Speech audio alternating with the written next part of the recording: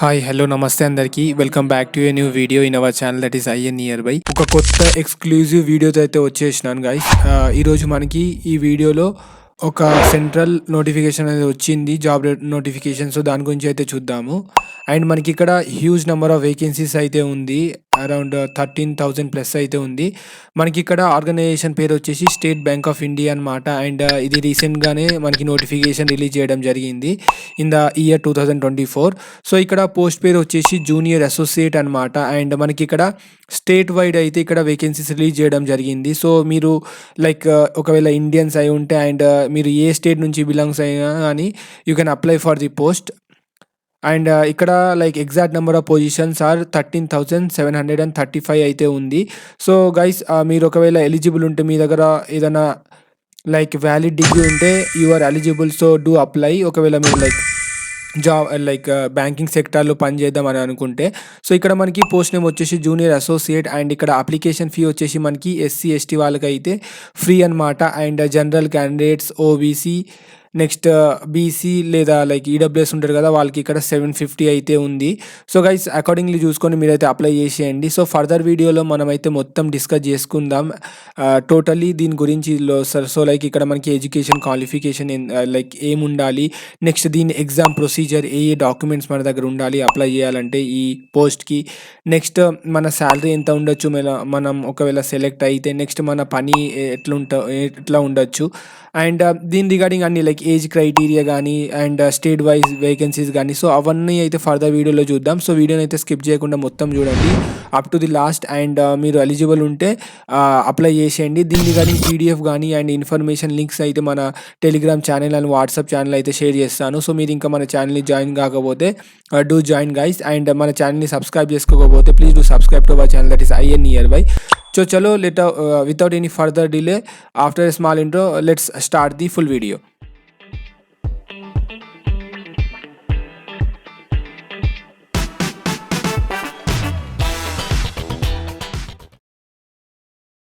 Guys, ఇక్కడ చూడొచ్చు మనకి ఇది అఫీషియల్ నోటిఫికేషన్ అన్నమాట. ఇక్కడ మనకి లైక్ ఒక బుక్లెట్ లాగా అయితే ఇచ్చారు మొత్తం నోటిఫికేషన్ గురించి. అండ్ స్టార్టింగ్ పేజ్ లో మనకి ఇక్కడ ఎస్బీఐ గురించి అయితే ఇచ్చారు, state bank of India and దీని లోగో అండ్ ఎవ్రీథింగ్. సో మనకు పనికి వచ్చే విషయాలు అయితే ఇప్పుడు చూద్దాము. గైస్, ఇక్కడ చూడొచ్చు మనకి recruitment of junior associate customer support and sales అనమాట. అండ్ మనకి ఇక్కడ అడ్వర్టైజ్మెంట్ నంబర్ కూడా ఇచ్చారు. అండ్ దీని regarding online registration of application and payment of fee date కూడా ఇచ్చారు. సో మనకి ఇక్కడ ఈ అప్లికేషన్ రిజిస్ట్రేషన్ వచ్చేసి 17th December 2024 నుంచి అయితే స్టార్ట్ అవుతుంది. అండ్ ఇది వచ్చేసి మనకి 7th January 2025 కి అయితే అయిపోతుంది. సో గైస్, మీరు ఒకవేళ ఎలిజిబుల్ ఉంటే ఈ డేట్స్ ని అయితే మీరు కాషియస్ గా గుర్తు పెట్టుకోవాలి. సో దట్ ఈ డేట్స్ ల మధ్య మీరు అప్లై చేసుకుంటే you can be eligible for the it. And ఇక్కడ చూడొచ్చు గైస్, మనకి application are invited for eligible Indian citizen for appointment as junior associate in customer support and sales in clerical cadre in State Bank of India అన్నమాట.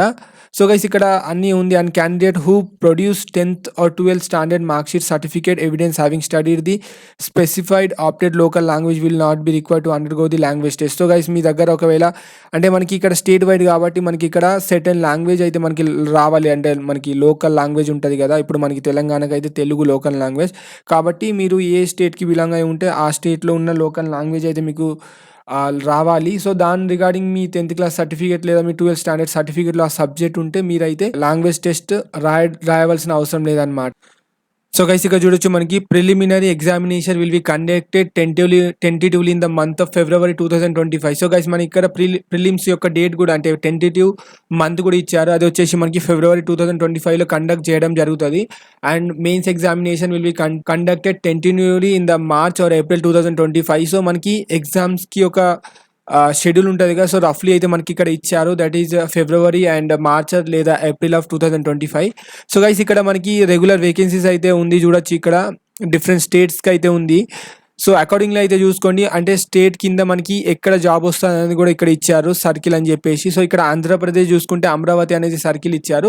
And మనకు అక్కడ local language వచ్చేసి తెలుగు లేదా ఉర్దూ అనేది రావాలి. సో మనం ఇక్కడ లైక్ తెలుగు స్టేట్ వాళ్ళది చూస్తున్నాం కాబట్టి ఇక్కడ ఆంధ్ర అండ్ తెలంగాణ వాళ్ళ వేకెన్సీస్ అయితే చూద్దాం గైస్. సో ఇక్కడ ఆంధ్రప్రదేశ్ వాళ్ళకి అయితే మొత్తం 50 వేకెన్సీస్ అయితే ఉంది. అండ్ ఇక్కడ కేటగిరీ వైజ్ కూడా ఇక్కడ డివైడ్ చేశారు. సో అకార్డింగ్లీ అయితే చూసుకోండి, ఈ పీడిఎఫ్ అయితే మన టెలిగ్రామ్ ఛానల్ అయితే పెడతాను. నెక్స్ట్ ఇక్కడ చూడొచ్చు తెలంగాణ హైదరాబాద్. సో ఇక్కడ మనకి లోకల్ లాంగ్వేజ్ వచ్చేసి తెలుగు లేదా ఉర్దూ. సో ఈ రెండిట్లకెళ్ళి మీకు ఏదన్నా ఒక లాంగ్వేజ్ రావాలి. And total number of vacancies వచ్చేసి మనకి ఇక్కడ 342 అయితే ఉంది అండర్ తెలంగాణ. సో ఇది ఒక హ్యూజ్ నెంబర్ ఆఫ్ వేకెన్సీస్ అని చెప్పి, అండ్ డిఫరెంట్ స్టేట్స్ సంబంధించిన అయితే ఉంది. సో అది అకార్డింగ్లీ అయితే ఈ పీడిఎఫ్ లో మీరు చూసుకోండి. నెక్స్ట్ గా ఇక్కడ ఎలిజిబిలిటీ క్రైటీరియా వచ్చేసి ఫస్ట్ అయితే ఏజ్ లిమిట్ చూద్దాం. ఇక్కడ ఏజ్ లిమిట్ వచ్చేసి మనకి 1st April 2024 నుంచి అయితే వాళ్ళు క్యాల్కులేట్ చేస్తారు. So not below 20 years and not above 28 years. So మీ ఏజ్ వచ్చేసి 20 years అండ్ 28 years మధ్యలో అయితే ఉంటే you are eligible for it. And ఇక్కడ 2 డేట్లు అయితే మెన్షన్ చేసిర్రు. సో దానికన్నా మించిపోయి లేదా దానికన్నా తర్వాత వస్తే మీరు అయితే ఎలిజిబుల్ కాదనమాట. So candidate must have been born not earlier than 2nd April 1996, not later than 1st April 2024. So ఈ మధ్యలో మీ డేట్ ఆఫ్ బర్త్ అయితే ఉంటే మీరు ఎలిజిబుల్ అని ఇక్కడ చెప్పొచ్చు. నెక్స్ట్ గైస్ ఇక్కడ మనకి ఏజ్ రిలాక్సేషన్ గురించి కూడా చెప్పారు. SC ST వాళ్ళకి 5 years, OBC వాళ్ళకి 3 years, PWBD జనరల్ EWS కి అయితే 10 years, PWBD SC ST వాళ్ళకి అయితే 15 years, PWBD OBC వాళ్ళకి అయితే 13 years. సో అకార్డింగ్లీ అయితే గైస్ మీరు చూసుకోండి. మనం వచ్చేసి ఇంపార్టెంట్ ఇన్స్ట్రక్షన్స్ చూద్దాము. సో ఈ పీడిఎఫ్ మన వెబ్సైట్ లైక్ మన టెలిగ్రామ్ ఛానల్ ఉంటుంది కాబట్టి సో వరి అవ్వాల్సిన అవసరం లేదు. నెక్స్ట్ వచ్చేసి మనకి సెలెక్షన్ ప్రొసీజర్ అని చూద్దాం. Selection procedure. So the selection procedure will be consist of online test that is preliminary and mains exams and test of specified opted language test. So మీరు ఏ లాంగ్వేజ్ అయితే ఆప్ట్ చేసుకుంటారు కదా, so ఆ test అనేది ఉంటుంది మీకు 3rd stage. నెక్స్ట్ ఇక్కడ చూడొచ్చు మనకి phase 1 ప్రిలిమినరీ ఎగ్జామ్స్లో అయితే మనకి ఇట్లా వస్తుంది 100 marks పేపర్ అనమాట అండ్ 100 questions ఉంటుంది. ఇది వచ్చేసి మనకి 1 hourలో కండక్ట్ చేస్తారు అనమాట. సో ఇందులో వచ్చేసి మనకి English language, numerical ability and reasoning ability అయితే ఉంది. సో గైస్ చూసుకోండి సిలబస్ అయితే. Next guys phase 2 that is mains ఎగ్జామినేషన్లో మనకు వచ్చేసి ఇక్కడ 200 marks అయితే ఉంటుంది అండ్ నెంబర్ ఆఫ్ క్వశ్చన్ వచ్చేసి 190 ఉంటుంది. అండ్ ఇక్కడ పేపర్ డ్యూరేషన్ వచ్చేసి 2 hours 40 minutes అయితే ఉంటుంది. అండ్ ఇక్కడ సబ్జెక్ట్స్ వచ్చేసి like general are financial awareness, general English, quantitative aptitude, reasoning ability and computer aptitude. So guys ఇవన్నీ సిలబస్ అనమాట పేపర్ 1 అండ్ పేపర్ 2 కి. సో ఒకవేళ మీరు అప్లై చేసుకుంటే మీరైతే థరోలీ ఈ సిలబస్ అయితే ప్రిపేర్ అవ్వాలి so that you can crack the exam. Next guys ఇక్కడ అప్లికేషన్ ఫీ చూడొచ్చు. మనం ఆల్రెడీ దీని గురించి మన స్టార్టింగ్ ఆఫ్ ది వీడియోలో డిస్కస్ చేసుకుందాం. బట్ ఇక్కడ మళ్ళీ చూద్దాం. SC ST PWBD లేదా XS లేదా DXS వాళ్ళకైతే నిల్ అనమాట. సో నో రిజిస్ట్రేషన్ ఫీ లేదా application fee for these candidates. And general OBC EWS వాళ్ళకైతే 750.